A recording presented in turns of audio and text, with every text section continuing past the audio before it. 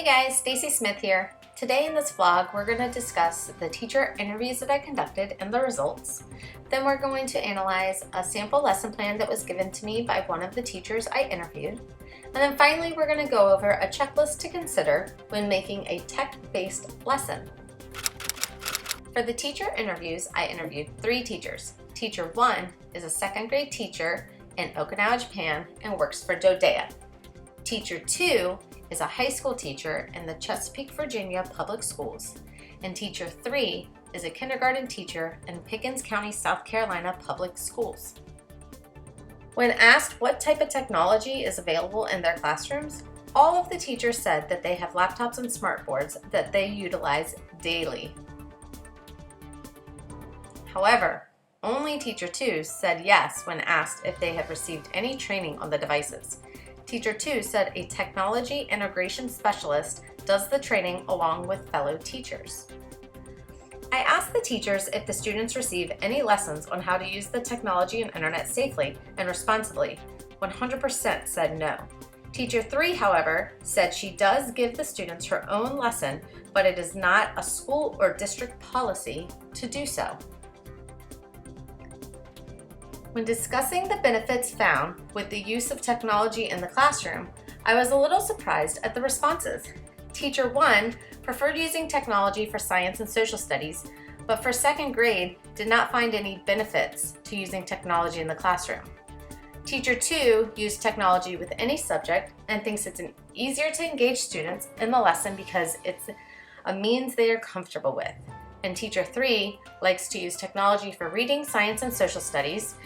The benefit the teacher found was that it teaches the students at a young age that technology is more than entertainment, it is also an important information resource.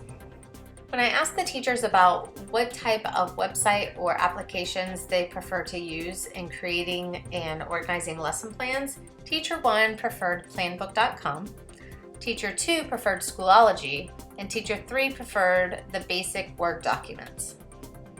When I asked how often they share their useful technology with other teachers, Teacher 1 said annually, Teacher 2 said quarterly, and Teacher 3 said whenever it was appropriately vetted.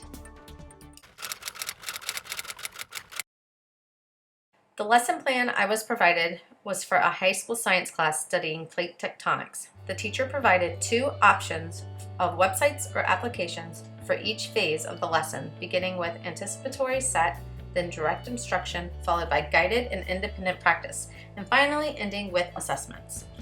For each part of the lesson, it requires access to the internet. Within the lesson, the teacher does a great job of notating when it will be necessary to reserve laptops or the computer lab.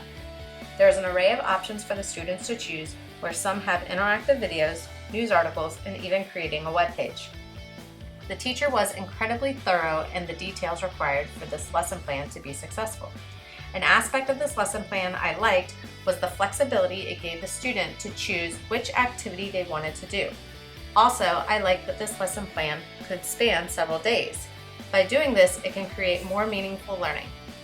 This lesson could be enhanced by having some physical examples to show the students or have them create a model. The lesson is so tech-heavy that it could help balance it by differentiating the process of learning. When beginning to create a lesson plan involving technology, it's important to consider how might this technology enhance or inhibit learning. Over the past week, our cohort created a great list of questions to ask ourselves and guide us during planning lessons with technology. Here are the 5 I found most important. Number 1, is the technology necessary for lesson, and does it enhance the student learning, or is the lesson just as effective without the technology? Number 2, is the device or program user-friendly? Meaning, is it easy to learn? Can it be used by various ages or various abilities? Number 3, does everyone have access to the device or program? If not, how does the school help meet those students' needs? Number 4, what are the potential distractions in using this technology, and how can these distractions be overcome? And last, Number 5, does the technology enhance and reach all types of learning?